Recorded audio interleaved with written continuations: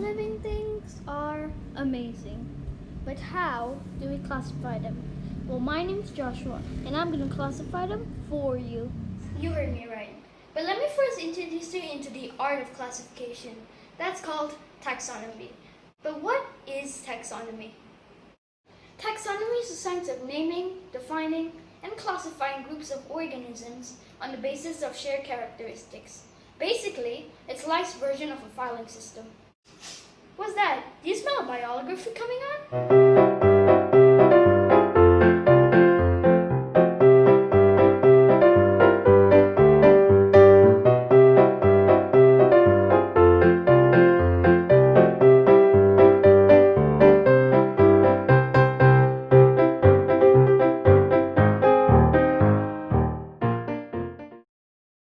Carl Linnaeus was a Swedish born in 1707, and early in his career as a botanist, he realized that the botanical names of 18th century Europe were just crap. For instance, the formal name of a tomato was Sonalum caule inerme herbaceae folis pinnatus incisus racemus simplicibus. See what I mean? Imagine if Linnaeus saw a beautiful tomato plant and he wanted to tell his friends. He'd have to go, "Hey guys, guess what? I saw the most beautiful Sonalum caule inerme herbaceae folis pinnatus incisus racemus simplicibus." And then his friends will be like, "Wait, what's a whatever you just said?" And then he will be like, "You clodhopper, don't you know anything about botany?" His friends couldn't understand what he said. Linnaeus too once said, "Once I shuddered at the sight of most botanical names given by modern authorities." Taxonomy has come a long way since Linnaeus. We still use a bunch of the conventions that he invented. For instance, we still arrange things into taxa, or groups of organisms, and we still use the same taxa as Linnaeus: kingdom, phylum, class, order, family, genus, and species. We also use Linnaeus' convention of binomial nomenclature, using a unique two-part name for every species, its genus and its species name. However, Linnaeus wasn't around for a long time, so there wasn't a lot of life that Linnaeus knew about. So we had to stick another branch above Linnaeus' kingdom.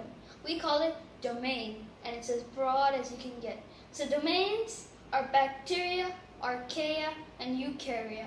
As we know, bacteria and archaea are microorganisms, so it sounds kind of silly to give microscopic life two domains, and a big population of unique species only one. And for a long time we didn't.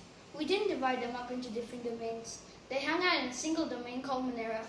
It later became clear that bacteria and archaea have distinct evolutionary histories. Bacteria living everywhere on Earth, inside you and me, and deep in the Earth's crust, and archaea, which is more related to eukaryotes, so yes, that's you and me, so they had to get different domains.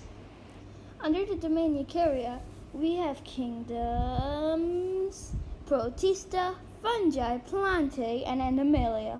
The unscientific truth is that we looked at life and divided it up based on what we saw. So we were like, well, protists are single-celled organisms, so they are very different from the rest of the domain. Plants get their energy from the sun. Fungi look and act very different from plants. We already know what animals are, so they have to get their own kingdom. Scientists sometimes admitted that a system of just looking and dividing things up actually worked pretty well for us. Not perfectly, but pretty well. Now, how do I prove my understanding of this topic? I know. Let's classify an animal. Now, what to classify? I know. Let's classify a lion. Its domain is Eukarya. Its kingdom is Animalia, as you can see, because it's an animal. Its phylum is Chordata, because it has a backbone. Its class is Mammalia, because it is a mammal. Its order is Carnivora, because it eats other animals. Its family is Felidae, because it has retractable claws. Its genus is Panthera, because it can roar. And finally, its species, it's called Leo. So the scientific name is Panthera leo. Thanks for watching Joshua's video on taxonomy. Please like and subscribe if you want to see more. Oh hey Linnaeus, thanks for doing the outro for me. Bye everyone, we'll see you next time.